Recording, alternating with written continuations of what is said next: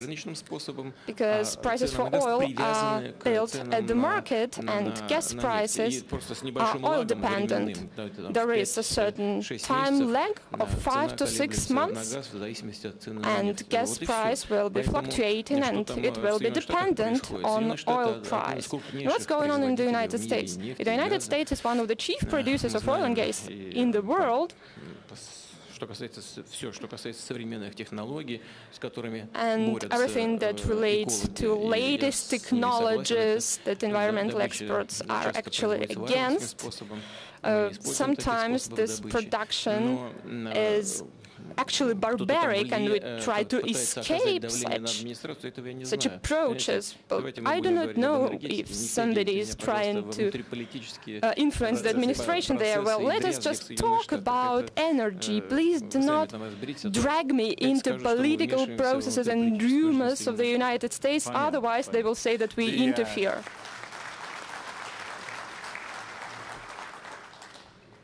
Маленькая поправка перевода. When I spoke about the price of gasoline in the United States, a gallon of gasoline, I meant the price of petrol, of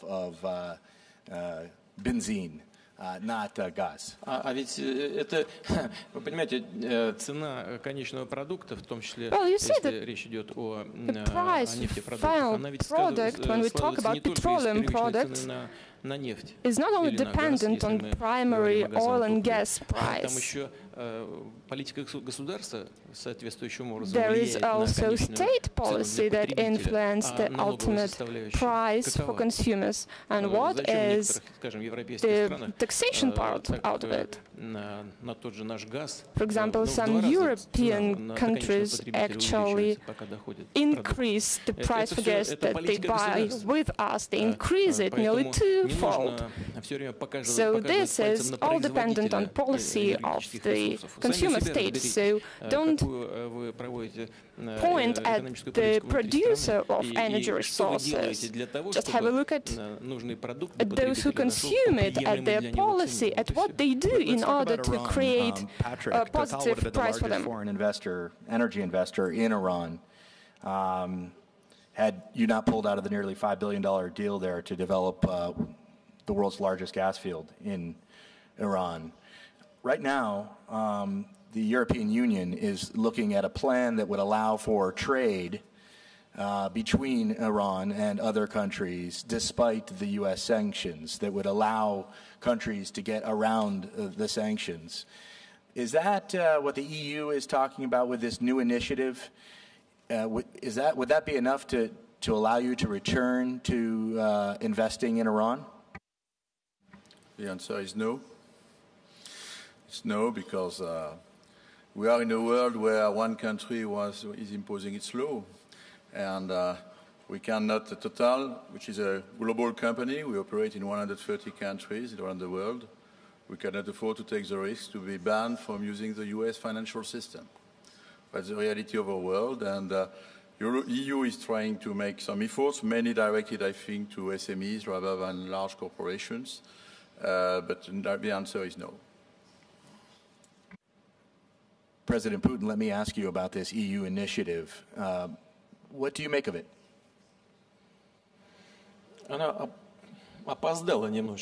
This came too late, but better late than never. It came too late because not long ago, President of France, when making a speech in New York, talked about the necessity to increase the economic sovereignty of the European Union, to decrease its dependence on the United States. This is correct. This is absolutely right. Because using political tools, somebody tries to get competitive advantages here in business. I believe that nobody likes it, but this is what's going on. And we see it happening today. В связи с этими обстоятельствами думает о каких-то новых That is why I taken into account the circumstances to think about some new opportunities, for example, to trade not in dollars. And here I'd like to repeat my idea. I believe that our US partners make a grand mistake by undermining the trust to US dollar as to the only reserve currency. They undermine the trust in it as in the reserve instrument. They literally are trying to break the branch of a tree they sit on. But this is a typical error that any empire makes. People, they think that everything is absolutely okay, that everything is so solid, that there cannot be any single negative consequence. But this is not the case. Negative consequences will be in place. And after that, we understand that our European partners want to comply with their obligations in what regards the Iran nuclear program. And they see an element of stability in global policy in it, which is reflected in the global economy as well. Quickly here, Ben, I wanted to ask you: have you been surprised by the speed with which countries facing these sanctions, which will be imposed upon Iran in November, have curtailed their purchases of exports, and how it's influenced the price of oil? Well, let me say, first of all, we're not monitoring exactly what is happening to Iranian oil and how that will find its way into the market. We don't see that as necessarily critical or crucial to our business. It appears that, indeed, the United States is very firm in its intent to curtail exports from Iran, and that clearly is also being reflected in sentiment into the market. Earlier on, we talked a little bit about price formation. I believe that certainly in the near term, the dynamics in the oil market are very much driven by sentiment. And it could be sentiment around Iran and sentiment about all sorts of other things. Imperfect information, which is quite typical for our market. And of course also lack of visibility and clarity about how supply will develop and how demand will develop. All of these factors conspire against a stability in the oil market if we're not very careful. I have to commend President Putin and His Excellency for the stability, indeed, that they have brought to markets, because nobody in the end is served by a volatile oil market. The visibility for companies like us or other countries to invest, the visibility on cash flows, comes to a point that indeed we are starting to affect the fundamentals of the market, the fundamentals of supply and demand. So bringing stability is fundamentally a good thing. Where the price will end, I am with the previous speakers on that. That's a function of where the market will land. I would argue that what we are seeing at the moment as an oil price is not an unreasonable oil price. We will need to attract a significant amount of investment that has been curtailed now for the last few years in order to see the market balance for years to come. And bear in mind, of course, we have to look at perhaps what the next few quarters bring, but ultimately the industry cannot bring supply on in a matter of months or quarters, with the exception perhaps of countries that have spare capacity. But industry participants like ourselves don't have spare capacity. We have to make investment decisions, we have to construct, we have to start up, and that comes with delays of 4, 5 years or longer. And therefore, predictability in the market is a good thing to have. And I think we should be grateful for the predictability that is being brought about over the last few quarters and years. Thank you, President Putin. I'd like to go back to Iran for a second. One of the things that the United States would like to see Iran do is to obviously withdraw from Syria. The U.S. National Security Advisor just last week said that the United States is going to now stay in Syria as long as Iran and its proxies are there. Russia's been very clear. Russia says that the U.S. military's presence in Iran is illegal. What can you do about the U.S. being in Syria?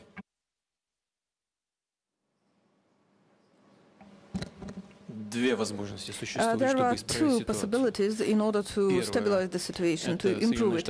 First of all, the US should get a mandate of the UN Security Council for the presence of their armed forces at the territory of a third country, in this case at the territory of Syria, or they should get an invitation of the legal government of the Syrian Arab Republic in order to bring their military personnel to the country. There is no other third way of ensuring the presence in the international law. To change the U.S.'s position. The U.S. says it's going to stay, that Iran has to leave, and the U.S. will stay until Iran pulls out of Syria. So what can Russia do?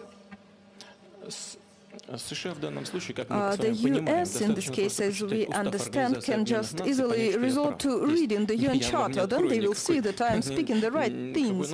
There is nothing new about that. The U.S. in this case are violating the UN Charter and the international law. Their military presence at the territory of another country, of the country they are present at, without the resolution, without any permission, without invitation, it's illegal. There is nothing good about that. Proceeding from the fact that we still do cooperate in Syria with our U.S. partners in combating terrorism, in combating the terrorists of the Islamic State. But while the Islamic State organization is being eliminated at the territory of Syria, we are still not getting any international explanation, legitimization of why the U.S. is longer present there. We should strive for the situation when there would be absolutely no foreign forces at the territory of Syria. Yes, including Russia. If the decision will be taken at the governmental level of the Syrian Arab Republic. On Syria, do you think that that's going to hold?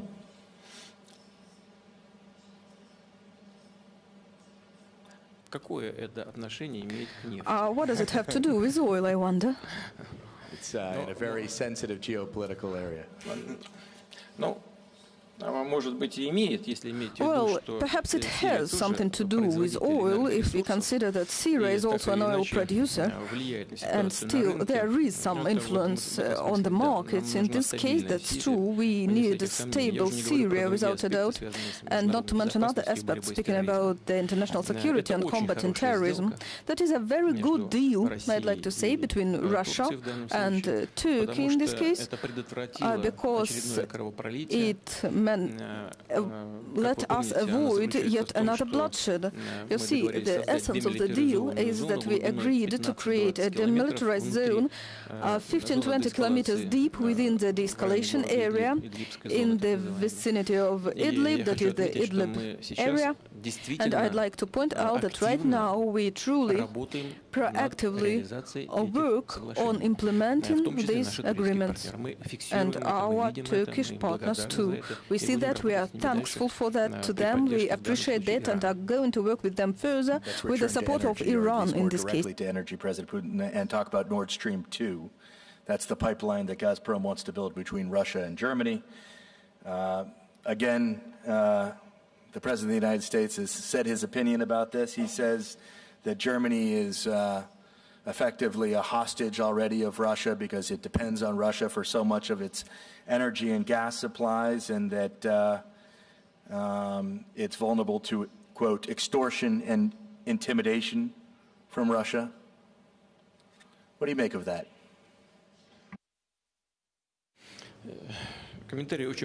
My comment will be short and simple. Just briefly, in Helsinki we have spoken about that with Donald. Speaking about any trade, about any sales, shipment and deliveries, we are a traditional producer.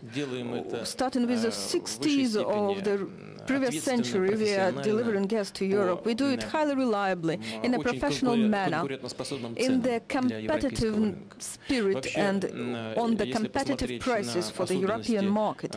And if we consider the peculiarities of the gas market as such, The price depends on the volumes of the supply between Russia and Europe. The distance is so long that it is most reasonable to deliver pipeline gas. In this case, the price will always be competitive. Experts do understand that always. Here, near me, there are a lot of people who are experts, who can freely sit near me and provide you with their expertise. They will provide assurance of my words. Thus, Nord Stream 2 is a purely commercial project. I'd like to underline that. It is linked to the increase of energy consumption, among other things, in Europe, first of all, and the reduction of energy producing in Europe. Thus, they need energy. What can be done in this case? We provide 34% of the required energy to Europe. That's a fair share, but that's not a monopoly. Europe can get, for example, gas from other sources, and they do. However, the liquefied natural gas coming from the US on the market is 30% more expensive than our gas. Just imagine the situation when you want to buy some resource of the same quality and then you have a price that is 30% higher. If you are rubbed up that, then the common competitiveness of the German economy will critically decline. It is crystal clear for everyone. Still, business is business, work is work. We are ready to work with all the partners. You know, the German partners have started at the construction stage at sea. We also get to that.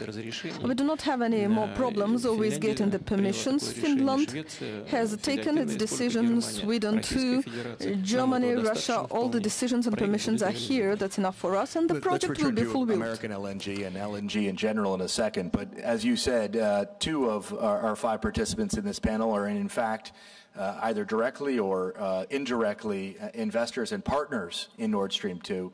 Ben, the CEO of Shell to your left, is one of them.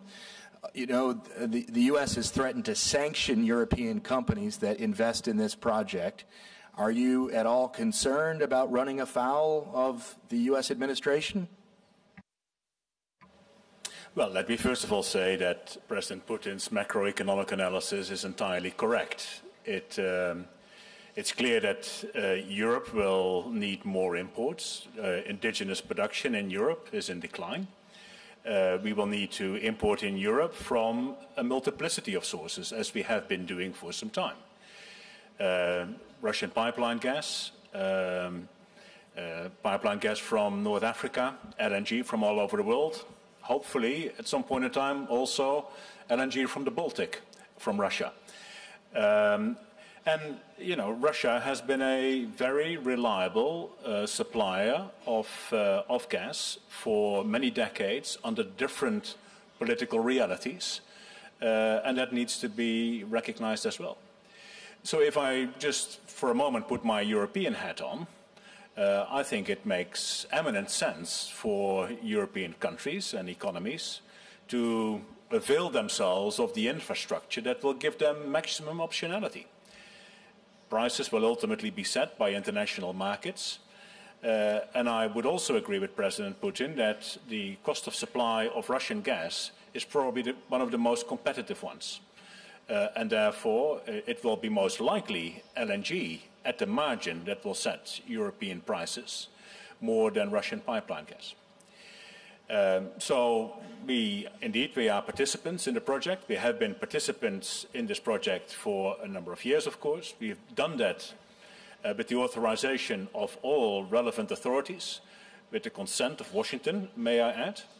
But of course, what we are seeing at the moment is a political dynamic that we are being caught up in. I'm not a politician. I'm not a diplomat. I'm a business person. We have to do the right thing by our shareholders, but we also have to take the realities of the legal system that we have to live in. If the United States, for reasons that they believe are important will sanction us or the project, then we have no choice. And I'm actually quite philosophical about that. I have no other choice. No choice but to exit the project. Well, let's see how that plays out. It depends, of course, very much on what the United States decides it wants to do. President Putin, did you want to jump in here?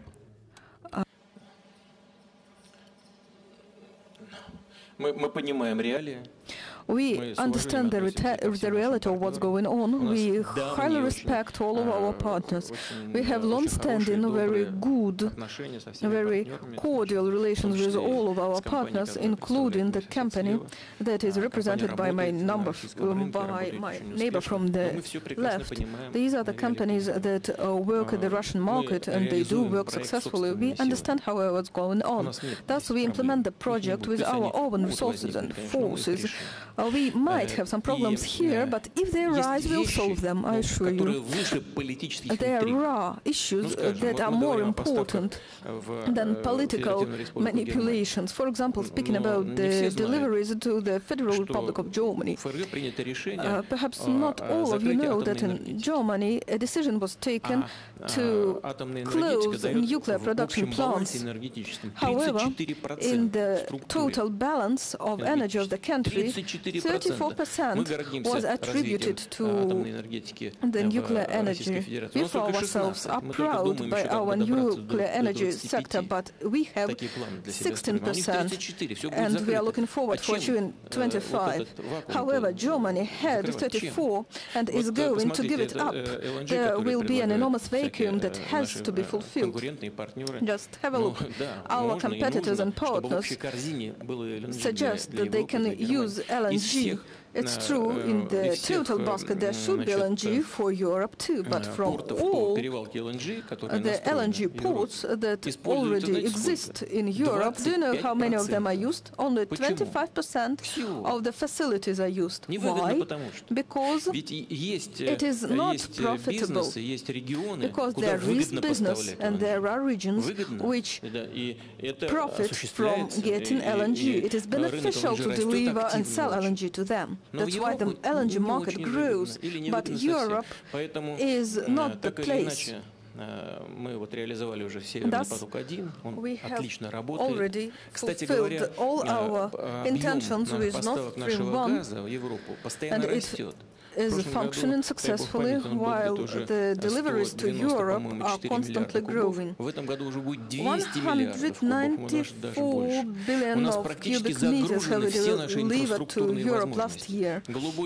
As far as I remember, this year we are going to have about 200. Blue Stream is functioning to almost to its full capacity. All the other pipelines too. However, the demand still grows. That's why President Trump's position on it's American important LNG that we do that. exports is perhaps a little bit more nuanced. His point is that instead of buying Russian gas, even perhaps if it's a bit more expensive, the Germans and other European allies of the United States, because the United States is paying for their defense, should be buying American gas, even if there's, I guess the argument suggests, a little bit of a higher price for that. Well, you know, this is not really a very good argument. However, I see Donald is protecting the interests of his country and his business, and perhaps if I were him, I would do almost the same. However, the US LNG is not a bit more expensive, but 30% more expensive. It's quite a bit. Too much, I'd rather say. It's in fact doesn't make the plan implementable. However, there are some markets where LNG is efficient. For example, the Asian Pacific region. By the way, the first shipment from our new facility at Yamal liquefied natural gas facility, the first Ultenka, where did it go? It went to the US, you know, why? Because it brought profit to the businessmen. That is the consequences of market. Who did buy the first oil tanker? The US did, because it was profitable at that time, at that place, at that time, and they did buy it. And still the deliveries are sent to the American continent because it is profitable. One cannot fight with these trends of the market. One just should look for mutual approaches to create favorable conditions at the market, among other things, for oil recovery in the US, for oil consumption and gas consumption in the US, so that suppliers and customers will find themselves in favorable conditions. One can do that while harmonizing their policy lines, not by imposing some decisions on one partners.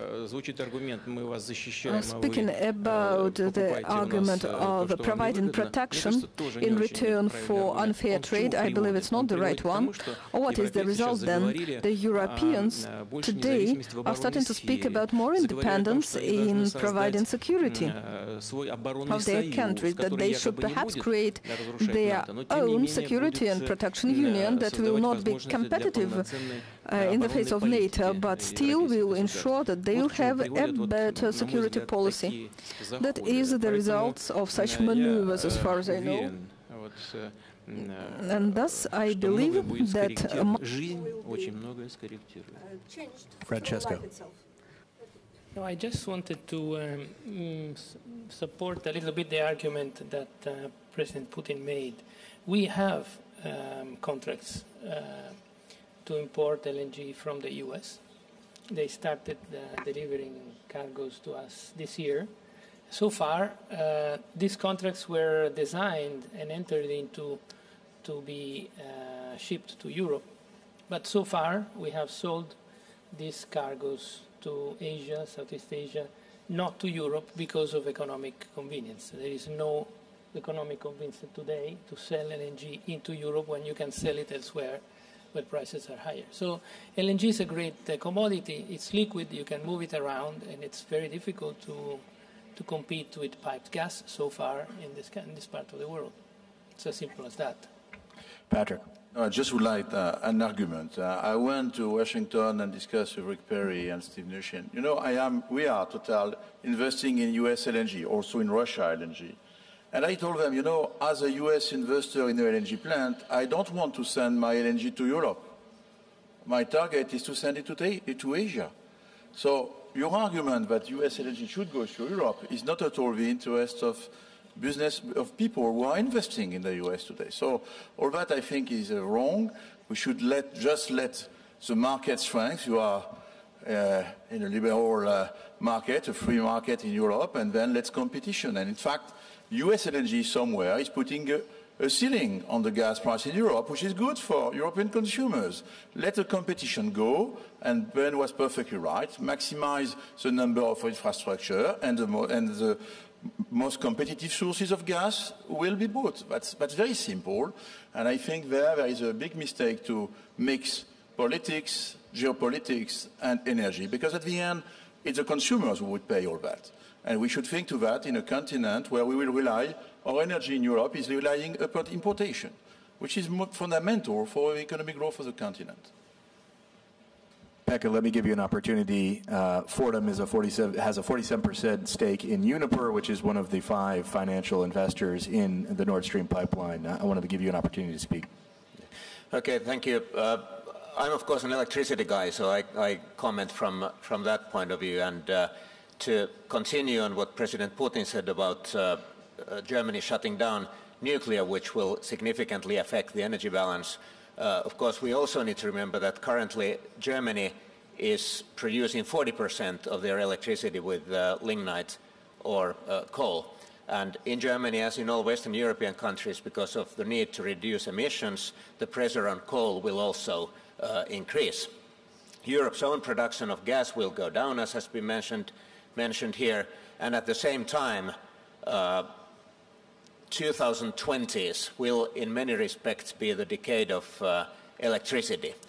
It was mentioned here that the share of electricity in final consumption of energy today is, well, it is about 20% today. It will grow in the future. We will see electrification of traffic. We will see electrification of decentralized heating in many parts. We will see electrification of some significant industrial processes.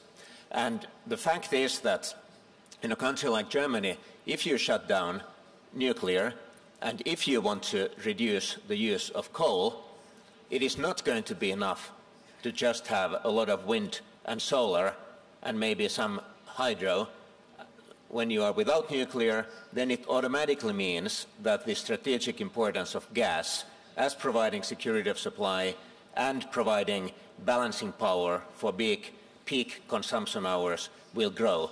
So from that point of view, we have a very pragmatic approach to this whole question, and we see it as a purely commercial project that makes sense. And as a shareholder in Uniper, we obviously expect them to honor the commitments that they have made. Minister Falek, I was not expecting so many people wanting to weigh in on this issue, but we're delighted. Well, I just want to come from the angle of Saudi Arabia, and we talked about the policy coordination and oil market stability, but investing in Russia has been an area that we've looked at, and in addition to oil field services, where we've already made some investments with the RDIF, Kirill Dmitriev, and under the guidance of President Putin have made it obvious to us that there are great technologies, great companies, great business drivers here that brings foreign direct investment that adds value to investors. But in the area of LNG in particular, I've attended the inauguration of Yamal 1, and Saudi Aramco today is in advanced discussions of being a partner with Novatek and Total and other international partners to participate in the next phase of developing that great resource. And what we've discovered over the last 2 years is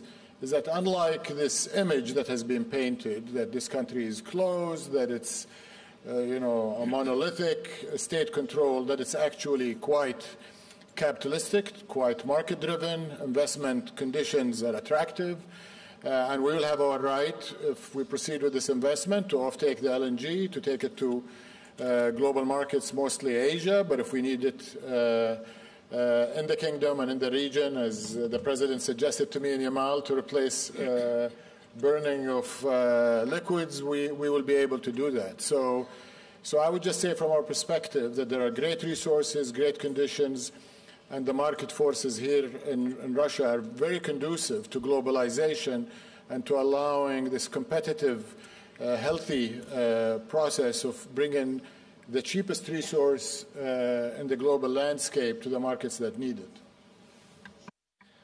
Please. Let me perhaps add one more thing to what was just said.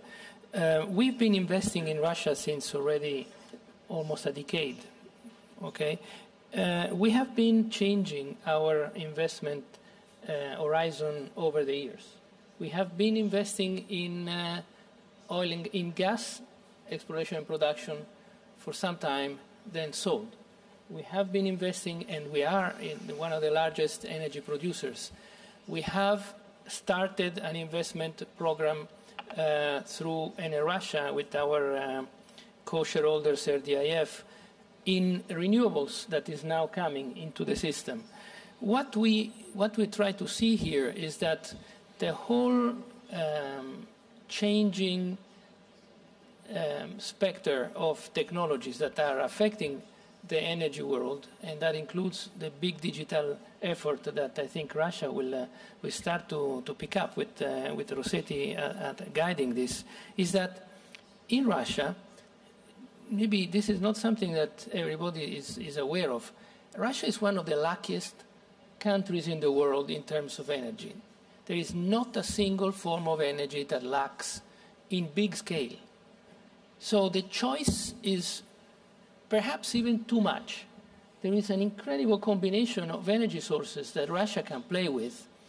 And what we have observed is that across this time period, the logic of development of different energy resources has been quite straightforward.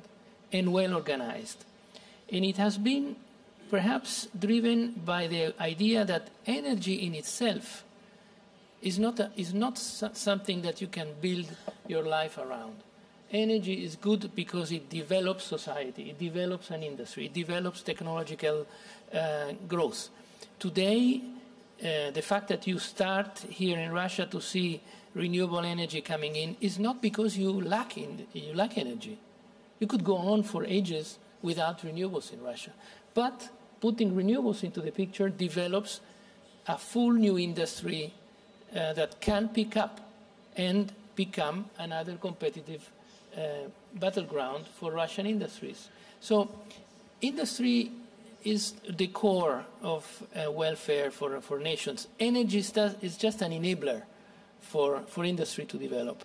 And I think that's the way in which Russia started to see this from the beginning, and that's why we remain in this country, because we see this logical connection between the development of the economy and energy, and not just energy on a standalone basis, because energy alone is nothing. Even if we are all energy people, we should be aware of that. Energy is nothing without society that uses it. Thank you. We have so many topics that I want to cover, but we can't leave the subject of LNG without giving the floor very briefly to Ben, who just did the biggest deal in LNG in 5 years, $12 billion investment, LNG Canada. Why the optimism? Yeah, thanks, Ryan. We sanctioned the Canadian LNG project yesterday morning. Been a project in the making for quite some years, of course. But we believe it's the right project at this point in time, right location, aiming for the right markets, but also the timing is right. We are looking at a market that will be tightening up in the next few years. Already we see some tightening in the LNG markets. The 20s, we will probably see that demand will remain unfulfilled in very significant proportions. So having a project come in that is competitive, both from a financial perspective, a resource quality perspective, ecological perspective, this will be the lowest carbon footprint LNG by a large margin ever built, is the right thing to do. But I would be remiss sitting here in Moscow talking about a Canadian LNG project if I wouldn't also mention 2 Russian LNG projects that we are in. We are still in the leading LNG, or the first LNG project in Sakhalin, where we are looking very much to expand that project. That project is probably even more advantaged in terms of where it is, location-wise, in the middle of markets, with a fantastic track record. It's the best LNG project in the world in terms of its performance and track record. And we're working together with Gazprom on another extremely promising LNG project in the Baltic, which will service a very dynamic market in the Atlantic Basin. Both projects that have, in my mind, tremendous potential and fit in the same way right into that period of tightness in the market that will be coming up in the 2020s. So we are optimists in LNG. We are, of course, a very large and sophisticated player in it. We've built that capability up over years. We intend to be the leader in this industry, and we believe this industry has a long running room ahead of it, including in Russia. Just a word to say that Canada is competitive, but Yamal Peninsula is more competitive, and that the Arctic 2 project will be even a step forward in terms of competitiveness compared to Yamal. We are building together with Novatek, I see Leonid Mikkelson, hello. We are building a huge province of LNG there in the middle of nowhere. Nobody was believing in this project 7, 8 years ago. It was considered in the industry as one of the most crazy ones, but I must ensure everybody that with the support of the Russian government, which has helped in spending money on infrastructure and which is continuing to open the northern route, we are building there one of the, I would say, new province for LNG for the world. And I could thank Mr. President Putin for his leadership. And again, I think it's just a startup of a story, and that will be one of the largest provinces of gas, natural gas in the world. So thank you for your support. President Putin, let's get back to geopolitics. When you were talking about oil, and when everyone talks about oil and disruptions on the market, they don't just talk about Iran, they talk about Venezuela. You mentioned Venezuela at the beginning of our conversation. Last year, I interviewed the President Maduro, the president of Venezuela here. Venezuela is an ally of Russia. Russia has a lot of oil interests in Venezuela. Oil production in Venezuela is not going well, and politically things are going very poorly. As you know, millions of people are leaving the country. There's hunger. There is a lot of talk in the United States, and not only in the United States, in Central and South America, that perhaps it's time for President Maduro to go. Do you agree with that? Это должен определить народ Венесуэлы. The people of Venezuela has to decide on that, and nobody else in the world. As for various instruments and tools to influence the situation in Venezuela, well, we understand that we all influence each other, but nobody should use tools that deteriorate the situation of the civil population. Because we cannot be happy that people suffer there. We do not want them to live a worse life than they do now. Recently there was a terrorist attack against President Maduro. Do you say that we have to approve of such tools? They are absolutely unacceptable. The people has to have the right to decide on their own fate. Nobody can impose any sort of decision on them. Well, the situation there has been built throughout the history, and same situation was in Southeast Asia and on other continents. No one can interfere into it while not understanding what's going on. It will be like an elephant breaking into a glass store. People have to decide. This is my take of it. And I wanted to get back to the previous issue, since we are talking about energy here. I'd like to comment on what my colleagues have mentioned about energy resources and energy capabilities of Russia. They are immense indeed. We rank first in gas stocks, 73.3 trillion cubic meters of gas. You have been talking about Yamal Peninsula, but we plan to launch another project, Arctic 2, at another peninsula, and the total amount of investment will be 25 billion USDs, whereas the first project had invested 27 billion USDs.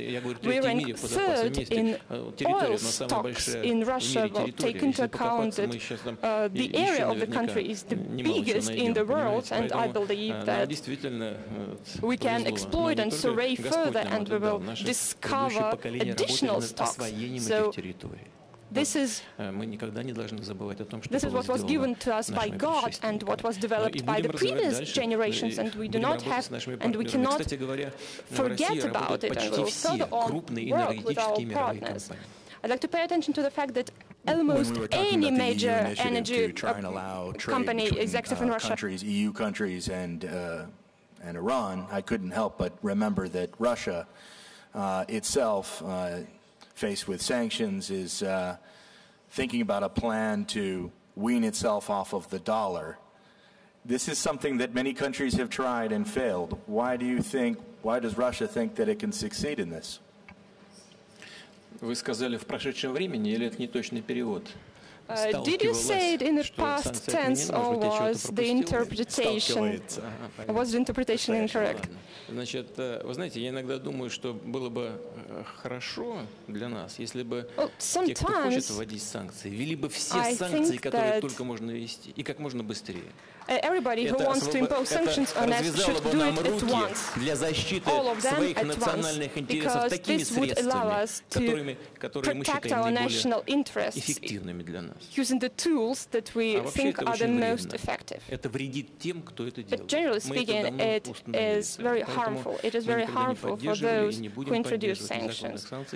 That is why we will never support sanctions introduced apart from UN. After the Skripal poisoning, Russia's facing even more of them, perhaps as soon as November. What is Russia prepared to do to change the trajectory of relations with the United States and the West? Вы знаете, не мы же вводим эти санкции в отношении Соединенных Штатов. We are not the ones to introduce sanctions against US or Western countries. Такими сдержанными шагами все это we make reciprocal steps, but they are very reserved ones. We're being very careful. We do not want to harm ourselves. As for Skripal, well, this scandal is being artificially blown up and extended. And I know that some media, some of your colleagues tried to promote the idea that Mr. Skripal is a rights advocate. But as a matter of fact, he is a spy, a traitor. There is such a notion as a traitor. The man who betrayed his fatherland. He is one of them. Just imagine a situation. You are a citizen of your country. All of a sudden, in your country, there is a person who betrays it. What is your relation to him? Just think of it. Really, that he, normal reaction would be to say that he's a scoundrel. But around this situation, a whole informational campaign was launched. I hope that it will come to its end, the sooner the better. Me and my colleagues have multiply talked about it and asked to provide us a document, a material. We would then have launched an investigation. I believe we have an agreement with Great Britain of assistance in criminal investigations. Just send it to us, send us the materials. We will direct them to prosecutor's office and we will investigate it. We'll help you. As for battling between special services, well, you see, espionage is one of the oldest professions in the world, just as prostitution. I think there are two other issues. One is the use of chemical weapons, and let's not forget that in addition to the Skripal family being affected in that attack, there was also a homeless person who was killed when they came in contact with nerve agent Novichok.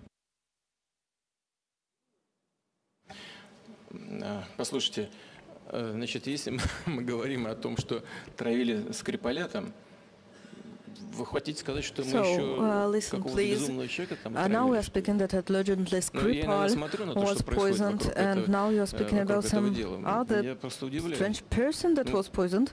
There are too much speculations around this case.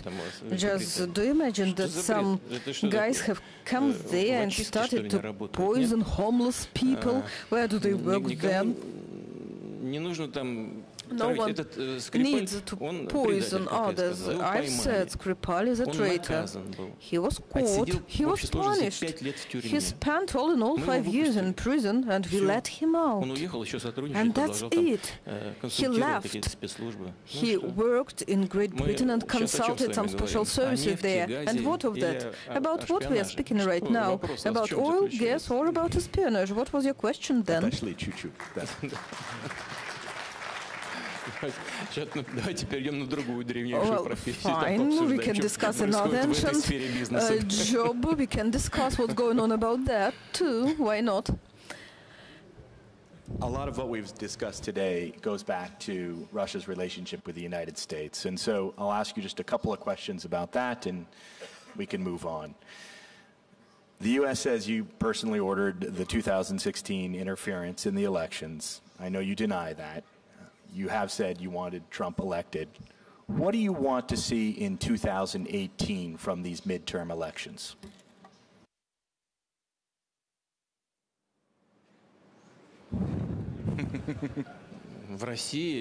Do you mean in Russia or in the US? About what are you asking? What would you like to see happen in the 2018 midterm elections in the United States?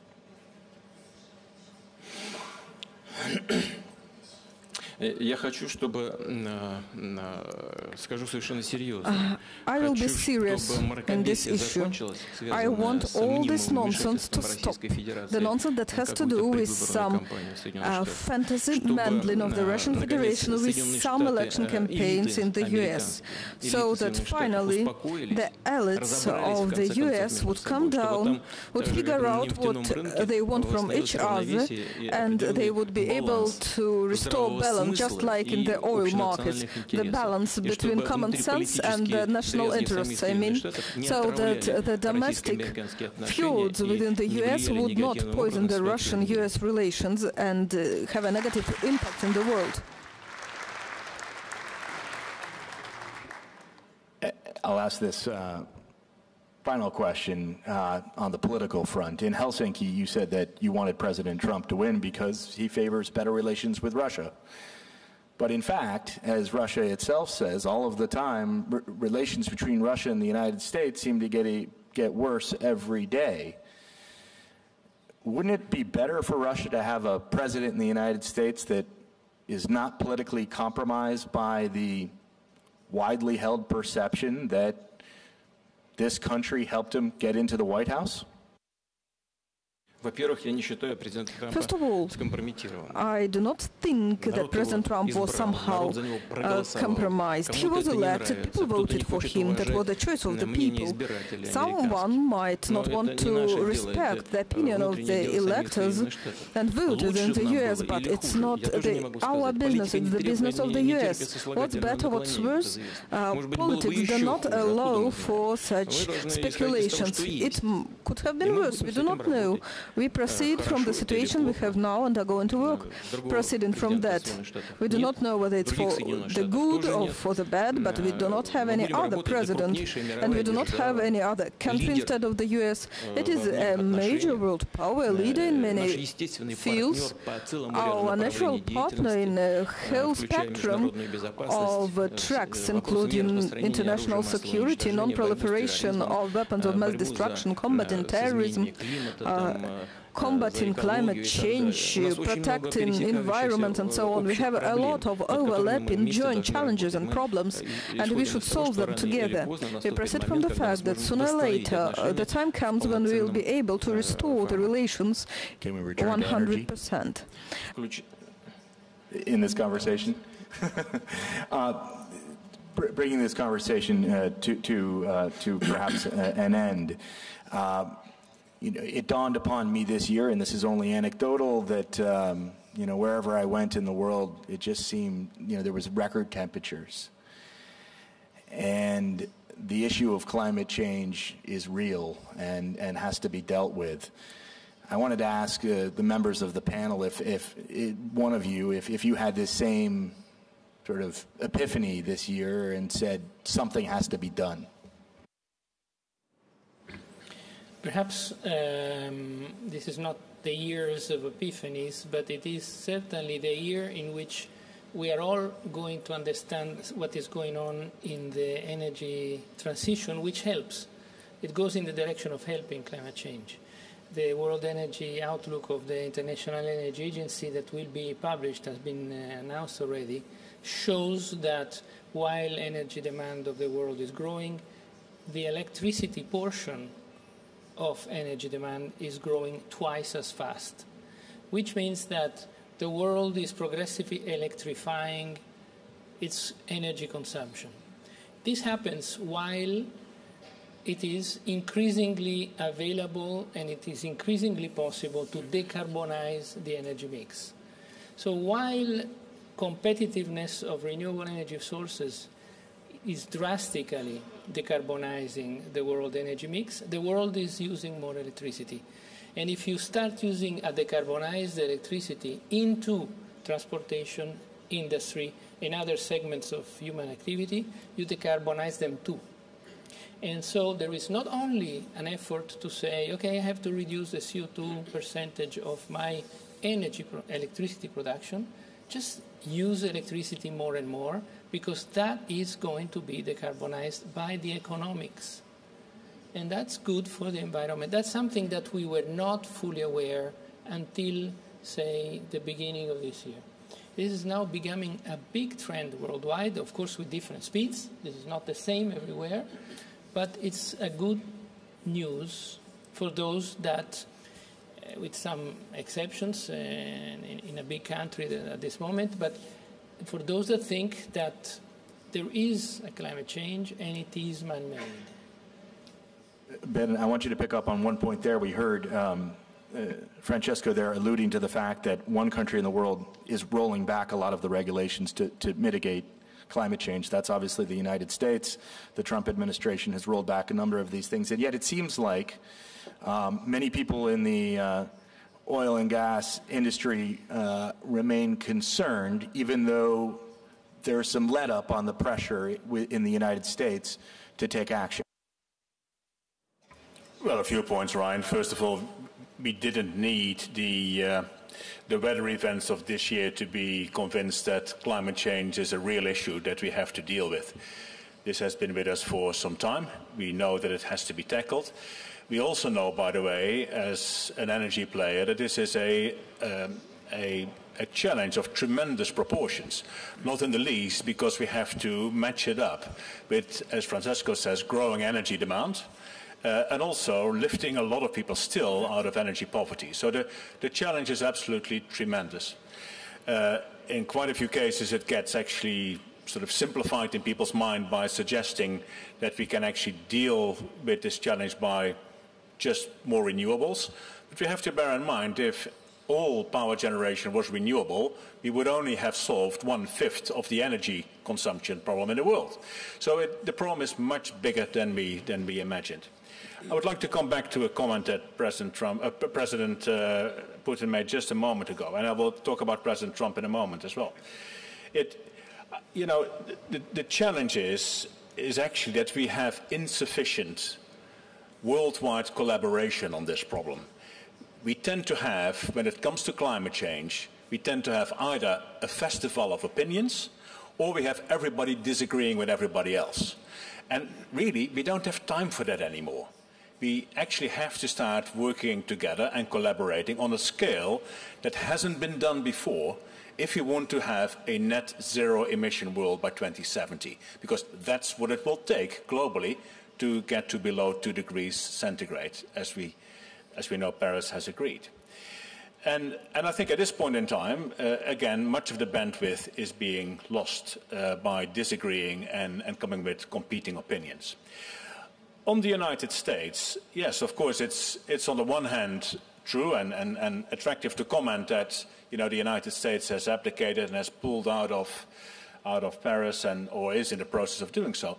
But the other thing we have to bear in mind that the United States is also a great example of actually reducing emissions by doing the right thing, which is switching from coal to gas. This happened partly because of regulatory pressures, but predominantly this happened because of economic pressures. It just made economic sense to do so. So if you look at the amount of emission reduction that has taken place, the United States actually stands out as a great example. And the only other place where I see a tremendous amount of progress being made, or at least the intention to make progress, is in China. And that is indeed very much driven by policies, and of course also driven by a desire to improve air quality. But I think, indeed, we have to work together, not only as industry, but definitely also civil society, governments, consumers as a whole, to figure out how we're going to do this collectively without trying to somehow push the problem to somebody else or to another player. Least of all, to energy producers. If I just draw a quick parallel, if we are going to solve the problem of obesity in some countries, we're not going to solve it by attacking the agricultural sector. We are going to solve it by actually attacking the consumption and not necessarily the production of food. Please. Yes, just to build on what Ben said, the International Panel on Climate Change will publish their new report in the next few days, and the information that we have about that at this stage is really, really alarming, that this problem is getting out of hands. And roughly speaking, most of the scientists would agree that when the world emissions today are around 36, 37 gigatons of CO2 equivalent, we would have to cut them in half during 2020s, cut them again in half in 2030s, and once again in half in 2040s. Now, the reality is that nothing of this is really happening, despite the big investments that are being made into renewables. This is not happening. We are developing towards a potentially 4 to 6 degree world instead of a 2 degree world with catastrophic consequences. So that's why quick international coordination between world top leaders is needed, so that we would get something like that could be a global carbon trading market-based system with tough globally coordinated targets covering pretty much all sectors. It would have to be something of that order of magnitude if we would really want to make a big change, and this is where efforts from world's top leaders would really be needed. Just to add a point, I think we need to be realistic. Today we are not going at all on the roadmap to 2 degrees. And why? Because the people need energy. There are a lot of people who do not have access to energy in many emerging countries. And they want to have access to cheap energy. Reliable and cheap, affordable energy are fundamentals. And the big challenge is to combine that with the climate, the clean energy challenge. But the short-term issues for many emerging countries is to have access to energy. And so either the developed countries are ready to make some huge transfer in order to help these emerging countries to invest in more expensive energies, because let's be clear, even if there is a decline in the cost of renewables, in the cost of even in natural gas, it's somewhere more expensive than coal, for example.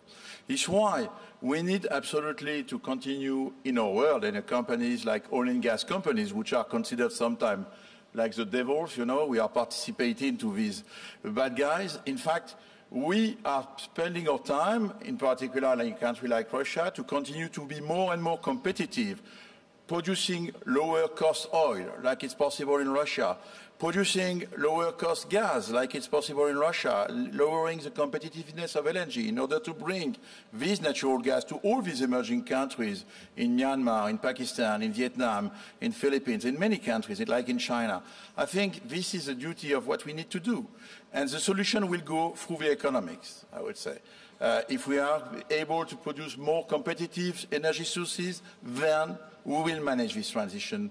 But I never believe that ecology is just done by regulation. It doesn't work like that. It has to be driven by economic fundamentals. And from this perspective, I would say to President Putin, your country is almost a perfect model, but by the way, Total is following, you know. Low-cost oil, more natural gas, plenty of renewables with hydro. There is one point where I disagree, is don't produce too much coal, Mr. President. Minister Falek, before I let you speak, I did notice this weekend a story that said that Saudi Arabia had shelved a $200 billion plan to build the world's biggest solar power generation project. Is that because you think it just doesn't make economic sense, or is it something else? Well, let me address it in the context of what we're talking about, which is climate change. First of all, climate change is real. And we see the effects, of course, in our region more than anywhere else. Extreme temperature, desertification, acidification of the sea, and impacts on all kinds of ecosystems, and also of humans' ability to live and thrive. And therefore, it has to be addressed collectively by the global community. And I think the other point I want to make is that you cannot isolate climate change and the environment from global macroeconomic trends, demographic trends, urbanization, and all of these issues. Billions of people who either don't have today access to modern energy or will be added to this planet's population will demand energy. We have no way of denying them this, and they will get it one way or another. The question is, how do we provide that energy in an affordable, accessible, but also in the least environmentally harmful way? And of course, the solution that we've been advocating is that it's going to be all of the available sources of energy. Oil and gas will continue to play the leading role, hopefully with technology and efficiency and with less carbon impact. Of course, renewables and nuclear will also increasingly play a role, despite the unpopularity of nuclear today due to some safety concerns. But we believe technology will address this, and of course the Russian Federation has a leading role to play globally, and the kingdom will play a part of this. Renewables, I think, is the big game changer going forward, and everybody is betting on it and is investing in it, and so is the kingdom. And His Royal Highness, our Crown Prince, signed an agreement with the SoftBank Vision Fund 6 months ago to launch probably the world's largest investment in solar, to be centered in the kingdom, but really to be addressing the global opportunity and the global challenge. And you mentioned the 200 gigabytes as a long-term target. The kingdom is absolutely not shelving that project. Work has been going on day and night since the launch of that initiative 6 months ago. We have pilot projects that are being developed. We have investors that have been talked to about investing in the kingdom and the whole value chain. We have research centers that are being developed to really do a game changer. And it's not just about generation. I think the biggest problem with renewables that we know is about storage and around-the-clock availability. So we're going to be investing in new storage technologies, batteries, and other storage schemes, smart grids, connecting with our neighbors. We're already connected to the GCC. We're talking to Iraq about connecting to their system. We're going to be connecting to Africa, and so on and so forth. So renewables is a game changer. However, as an oil and gas producer, and in this group, I would say this will not eliminate the role that oil and gas has to play for many, many decades to come. And of course, gas is much better than coal and electricity, which will play a leading role as well. President Putin, I know you need to get to a meeting with the Austrian Chancellor, so I'm going to wrap this session up with you, sir. The title of our conversation today is Sustainable Energy for a Changing World. You've been driving Russian energy policy for nearly 20 years now. What changes in the world, or what change in the world is, would you identify as the biggest concern for you, and what gives you the most optimism when it comes to what we're seeing? Если позволите, я все-таки по теме. If I may, И вопросы, которые вы задавали, тоже I will also cover the questions you Действительно, мы asked. наблюдаем, видимо, глобальное потепление. Только We are really непонятна witnessing global причина этого warming. потепления. The reasons, however, remain obscure because И так называемые there's been no антропогенные выбросы, answer, and the скорее всего, so-called не основная anthropogenic причина этого emissions потепления. cannot be listed изменение among the main глобального reasons характера, for that. The космические reasons изменения, might be сдвиги very какие-то, global, for example, some cosmic changes, невидимые для нас some shifts в that галактике. we Понимаете, и cannot всё. even see Мы даже не probably понимаем, что overall in происходит. this galaxy. Ну, наверное, антропогенные To выбросы some как-то влияют. end, human emissions Многих специалистов also have their influence, at незначительным least. образом влияют. Many experts think so, but they believe that they do not make that large influence. Today everybody is blaming the United States, but as you see, we have many issues with the United States, and we have various approaches to many international affairs, and we give various assessments to our bilateral relations. I mean, me and the President of the US, but we have to be objective. I remember the times when President Bush refused to sign the Kyoto Protocol, but still later on we found a decision to it. And I believe that everything will be the same in this situation as well. President Trump believes that this is not profitable for the country to sign Paris Agreement. I will not go deep into it. We all know what we're talking about here. But I believe that we do not have to antagonize our relations with the United States, because without because even without the United States, the issue of reducing human emissions still remains, and without the US we cannot solve these problems. That means that we have to engage them in our discussion and in our joint cooperation. And as far as I understand, President Trump is not against it. He says that he's against certain provisions of Paris Agreement, but he's not against cooperating with the whole world on this topic.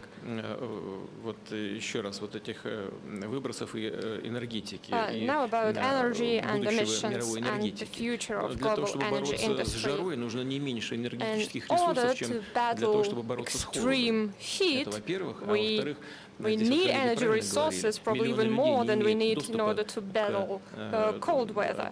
And it has been said absolutely correctly that millions of people do not have access to energy resources. And actually we cannot prevent people from using what civilization can give them. Russia joins best international practices in this area. I speak about energy preservation, energy efficiency, technology that has the least impact on the environment, and we will be active on this track. I agree with my colleague from Saudi Arabia that renewables and alternative energy sources are very important. We cannot get by without hydrocarbons. During the decades to come, we will be using those resources. We've been talking about oil, but coal is the most popular source of energy today. Today we talk about electric cars, but electric cars need electricity. And some countries need to burn their coal in order to get electricity. And today we see that the most environmentally friendly energy source is gas. So we have to view all the problems in package. And now, Patrick Pouyanné posed a challenge to you. He said it would be good if Russia used less coal. Are you prepared to accept that challenge and reduce consumption of coal here in Russia and production? Мы же подписали соответствующее Парижские соглашения. We have signed Paris Agreement, we have taken on those obligations, and we have accomplished our obligations. I mean, Kyoto Protocol, now we have Paris Agreement, we have taken on our obligations, and we will be strictly complying with them. And it is not about reducing coal usage and coal production, because we are not the biggest coal, we are not the biggest emittent, I mean CO2 to the atmosphere. In Asia, there are many of such countries, so we are not leaders here. We sell coal, that's true, but we sell what the world is ready to buy. So the question is not about us, it is about modern technologies that use primary energy sources, these or that ones. And your final question, could you repeat it? The title of the panel is Sustainable Energy for a Changing World. You've been driving Russia Russia's energy policy for nearly 20 years now. What changes, or what is the change that gives you the most hope, and what do you think the biggest challenge that you see right now amongst the changes is for energy? Обеспокоенность вызывает неопределенность. Well, we are greatly concerned about unpredictability both in policy and economy, volatility, if you want so. Вот это и количество фактов неопределенности растет. Вот это вызывает обеспокоенность. Непредсказуемость развития ситуации вызывает uncertainty. Uncertainty also causes. Не только. Ведь он, конечно, вносит существенный вклад he contributes, certainly he contributes to this, в силу того, что он является президентом to this feeling of ours, but, well, we understand that he is the president of the Я в целом говорю про ситуацию. bigger Вот смотрите, global power, but I'm just talking generally about the situation. Have a look at growing extremism. What are the sources for it? What are the reasons? Why are those problems that acute? Why this extremism, why does it emerge into terrorism? We have to think of the reasons. I will not go deep into detail, but many parameters are like this. Economy, this uncertainty in many areas well raises our concern. But we are very optimistic about the common sense. No matter how difficult and complicated the situation is, humankind will also find a way out of the most precarious situation, being guided by the interests of their countries, of their peoples, and this is the goal of any government, to ensure growth of wealth of their citizens. And the sooner the better. Everybody will understand that we have to abandon all the disputes and contradictions, at least abandon attempts to solve those contradictions by illicit instruments that go beyond the limits of international law. I believe that we have to strengthen the leading role of UN and on this basis to move forward. Please join me in thanking and congratulating our participants in today's panel and, of course, our host today, the President of Russia. Thank you.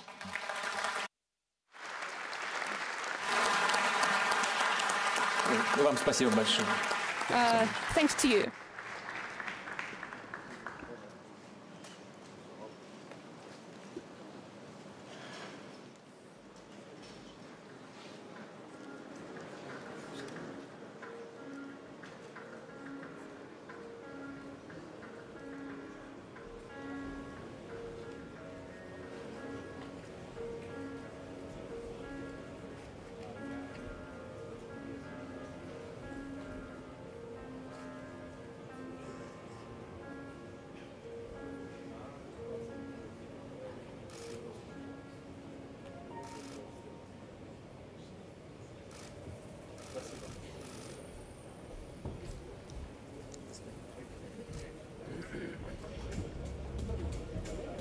Lots of tough questions. You think so? I'll be right back.